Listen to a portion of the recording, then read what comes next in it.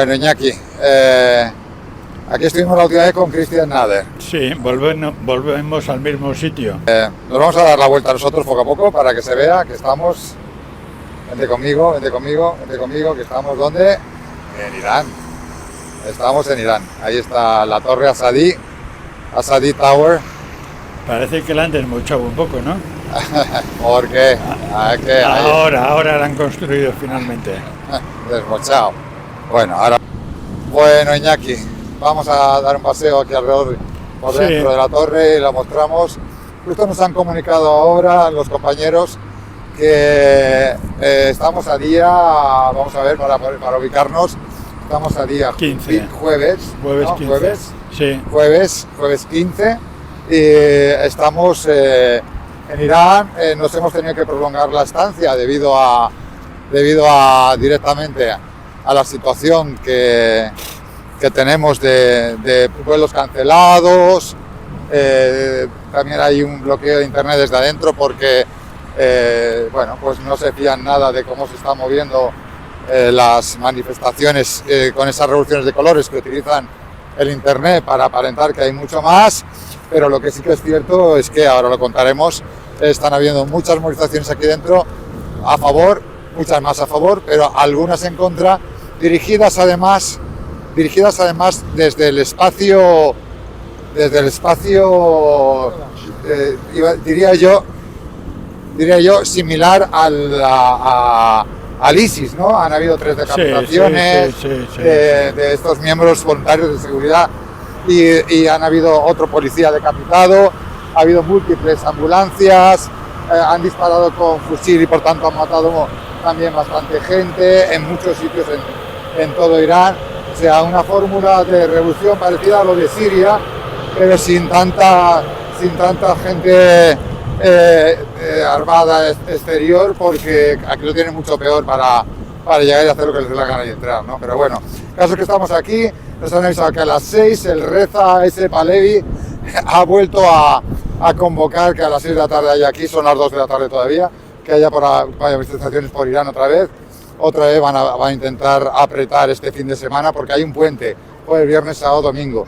Ese puente nos indica totalmente que se va a buscar la manera de hacer daño, ¿no? De hacer daño y de aprovechar los fines de semana para meter más dolor, más daño, más estrés a una población que vive ya con bastante dolor y daño. Por cierto, hemos visto hoy en la televisión iraní que Trump ha puesto un 25% de aumento de tarifa a todo aquel país que comercie con este país. Así que bueno, te dejo ahí un poco para que comiences también a comentar lo que ves. Yo lo que quiero decir es que revolución de colores es una forma de ocultar la realidad.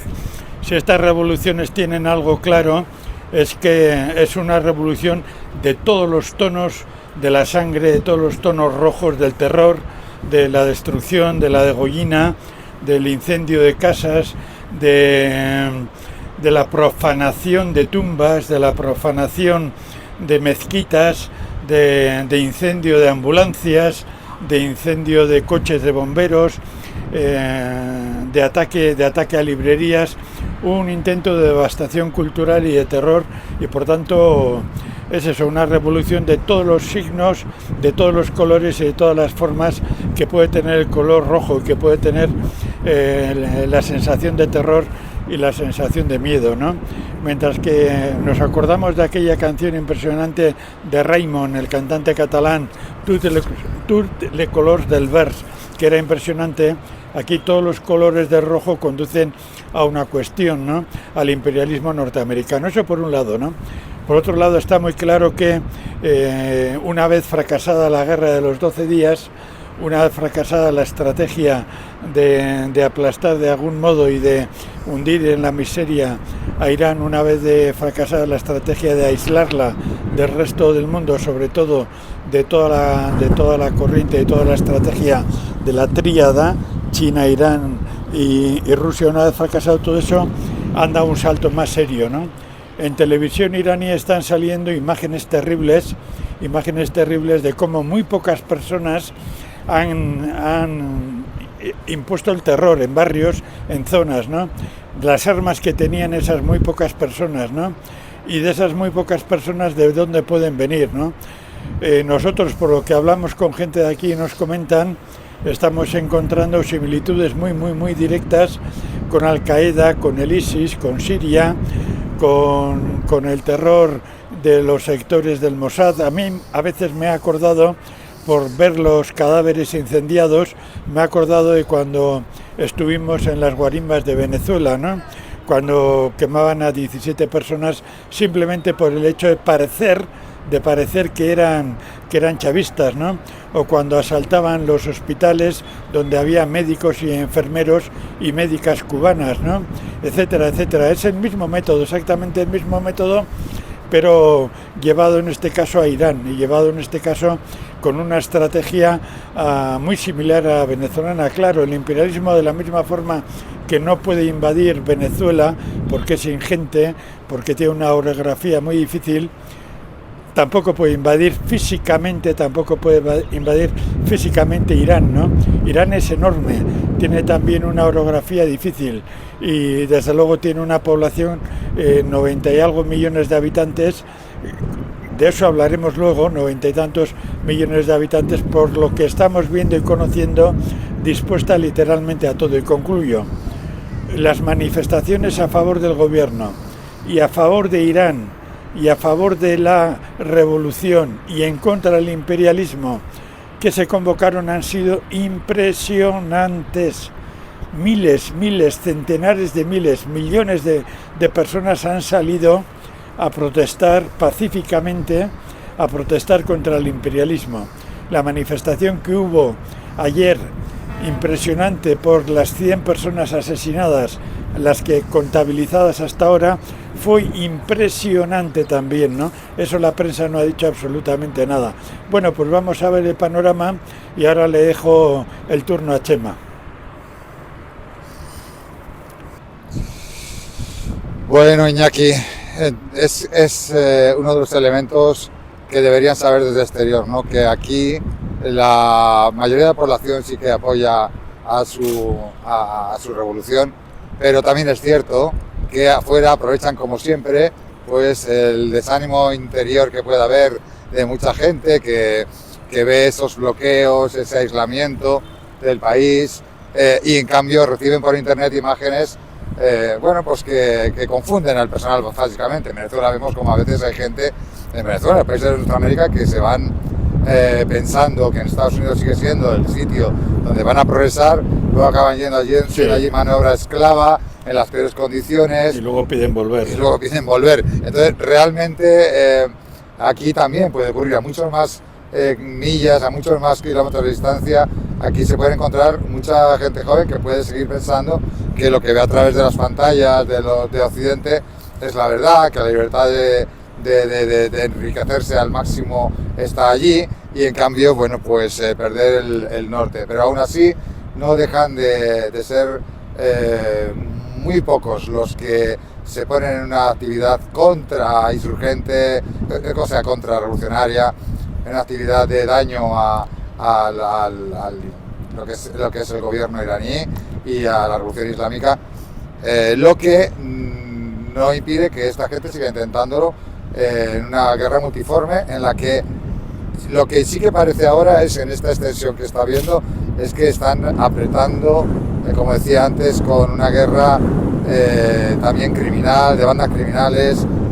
Seguramente los agentes del Mossad que estuvieron aquí desmontados tras la guerra de 12 días, habrán segundos o terceros niveles dormidos del Mossad, que su función es ya no como estaba el Mossad antes, para descubrir cómo asesinar o cómo atacar a la Guardia Revolucionaria o a los grandes jefes de gobierno, sino cómo atacar a la población, provocarle, infundirle en esas manifestaciones algo que parece insólito aquí, nos lo dicen ellos. Como que el Reza Pahlavi, como que el... Eso quería tocar yo. Como que el rey, ahora lo comentas. Y también la otra cuestión, el hecho de que sean violentas contra ambulancias, violentas contra mezquitas, violentas contra las guardias sí, de revolucionarias, no la Guardia Revolucionaria oficial, sino esos voluntarios, también con decapitaciones. O sea, todo eso no tiene ninguna credibilidad desde dentro como ser parte de una revolución aquí interna contra la revolución. Pero en cambio afuera se vende perfectamente como porque tapan todos los asesinatos, todos los crímenes, la gente con armas cortas y armas largas disparando a las personas, haciendo asesinatos, y lo que dicen es al revés, que hay muchos muertos porque aquí se está asesinando a todo el personal.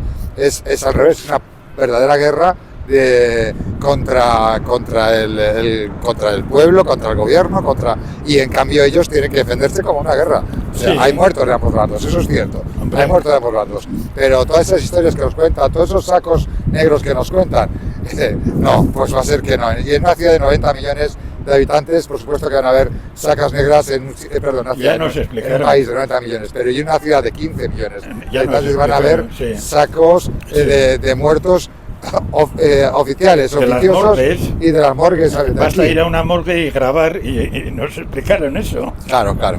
Bueno, pues te voy a dar paso. Aquí, como nos estamos cagando de frío, luego tendremos que ir a un sitio más potente, que esto está muy bonito, pero tela. Cuidado, se te ha caído el... Sí, dame. Hay una cosa que a mí me llama la atención y es la siguiente. ¿Te acuerdas cuando en el penúltimo programa que hicimos en Hispan TV, el último los dos, estuvimos comentando la diferencia que había entre la justificación para entrar contra Venezuela, secuestrar a Maduro con el tema de la droga? Y que esa justificación de la droga no la estaban utilizando contra Irán, porque en Irán no había droga, entonces estaban buscando las justificaciones adecuadas a cada país y a cada momento, que no era una única justificación contra Venezuela, Colombia, contra México, contra América Latina.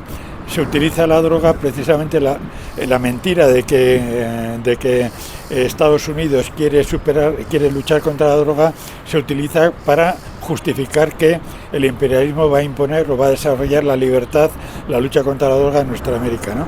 Y a mí hay una cosa que me llama la atención. Los primeros días que estuvimos aquí nos dijeron que las manifestaciones empezaban a gritar ¡Viva el rey!, cuando no hay ni Dios que apoye al rey. Era la consigna que aglutinaba cada vez más.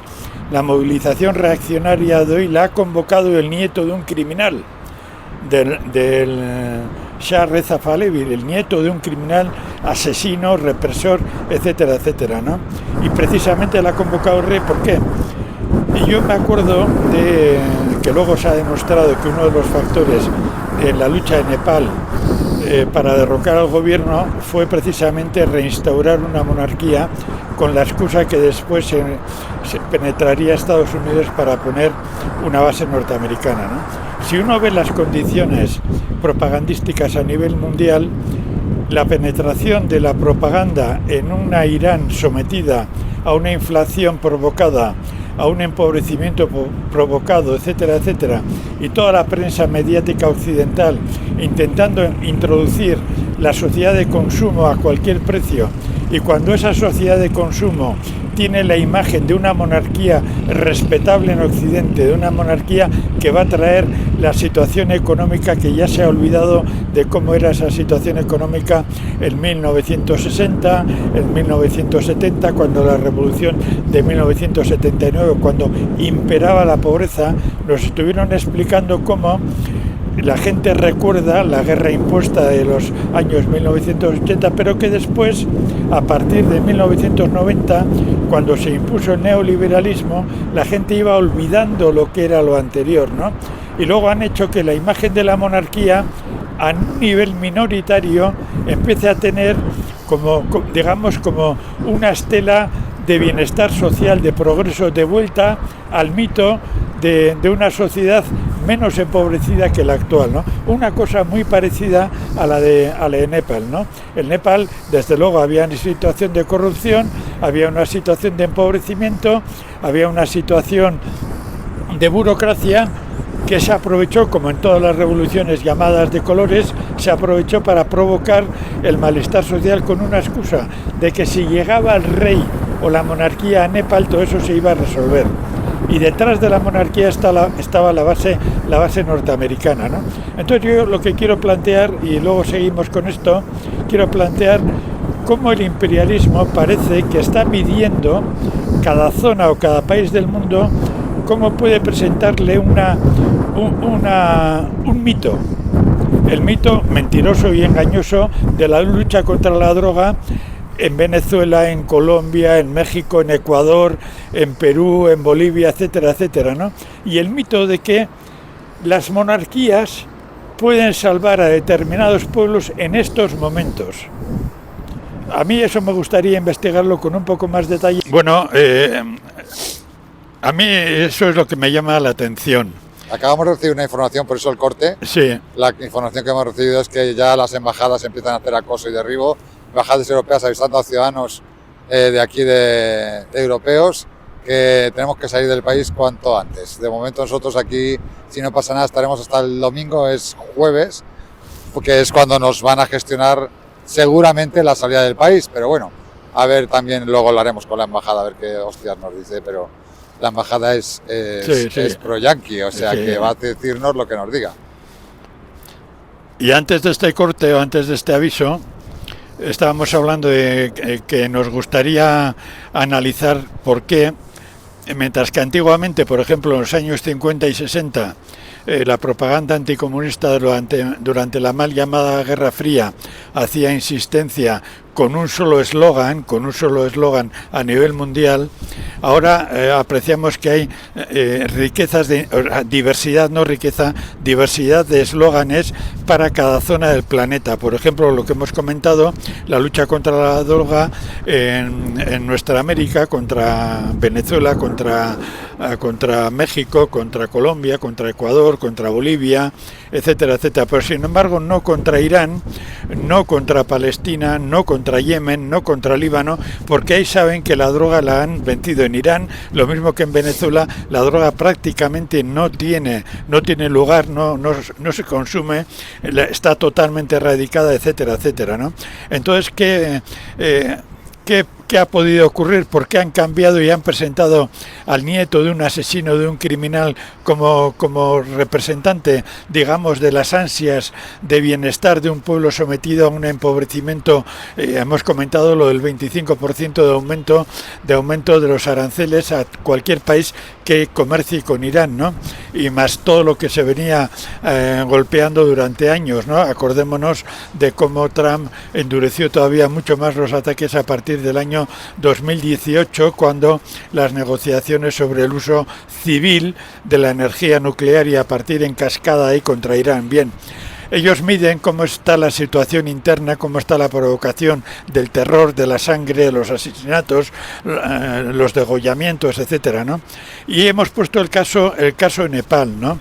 Donde una situación de saturación, una situación de empobrecimiento, por razones de un empobrecimiento de toda la zona, no solamente de Nepal, un empobrecimiento de Tíbet, un empobrecimiento de principados que hay alrededor, han propiciado la facilidad para una revolución de colores y han presentado también a un rey, a una monarquía que fue expulsada mediante una movilización democrática masiva, fue expulsada del gobierno. ¿Por qué han cogido estos dos casos en Irán y en Nepal? Pues a partir de las diferencias que hay, respetando esas diferencias tremendas que hay, geográficas, culturales, etcétera, podría ser, y lo digo en plano hipotético, podría ser que el imperialismo, por una parte, ha descubierto que ya que no son países controlados ni sometidos por la droga, no son países controlados ni sometidos por las mafias, ni por la prostitución, ni por cuestiones de estas, ni por el crimen organizado, tenían que buscar un referente. Son países sometidos a un cerco económico. Son países, sobre todo Nepal, que tiene un problema de burocracia, y son países que están encontrando dificultades para la participación, ¿no? Entonces en los dos han podido encontrar, en la monarquía han podido encontrar una imagen de ¿qué? De dos cuestiones.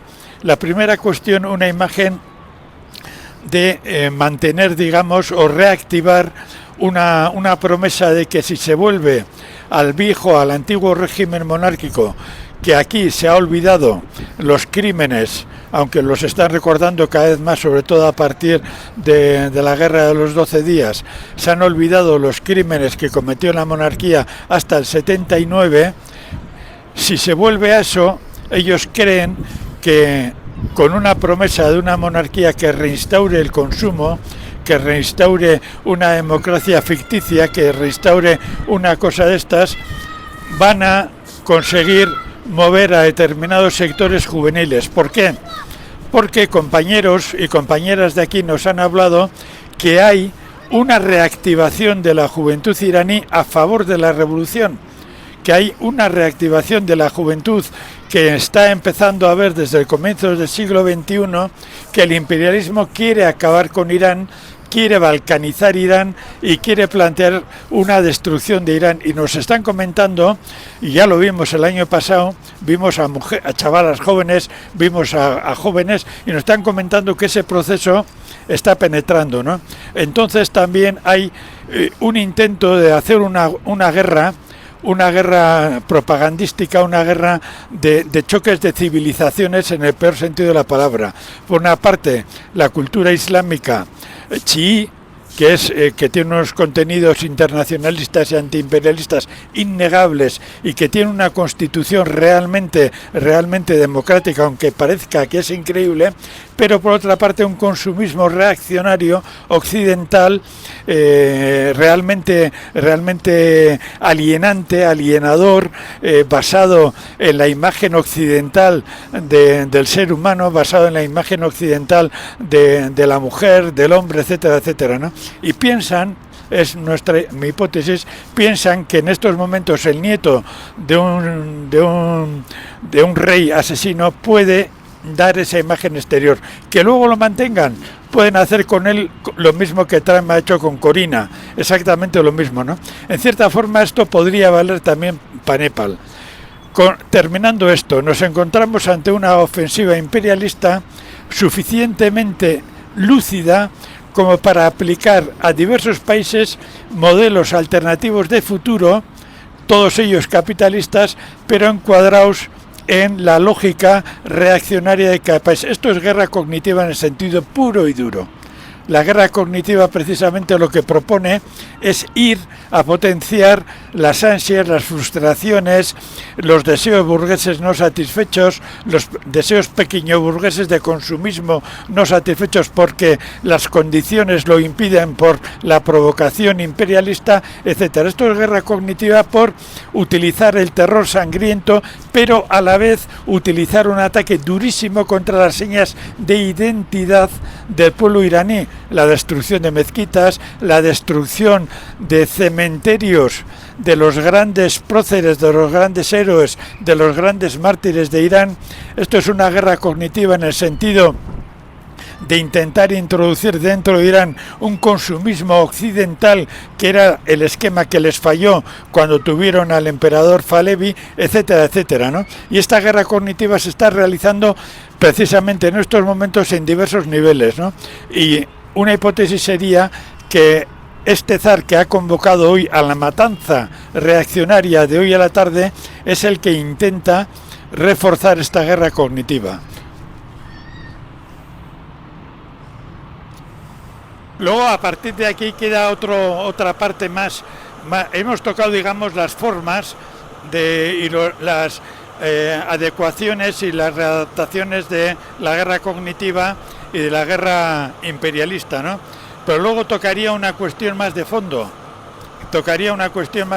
Y es digamos, en estos momentos, al comienzo del 2026, la situación interna del imperialismo occidental dirigido por Estados Unidos, cómo ha hecho que el propio pueblo iraní, cuando ha visto los crímenes en Palestina, cuando ha visto los crímenes y los bombardeos contra Líbano, cuando ha visto la heroicidad del Yemen, cuando está viendo el reforzamiento de las agresiones en África contra el Sahel, el intento del bombardeo de Nigeria, por ejemplo, cuando está viendo el secuestro y el ataque a Venezuela, las amenazas a a Cuba, las amenazas a Colombia, a México, el robo descarado, la apropiación de Groenlandia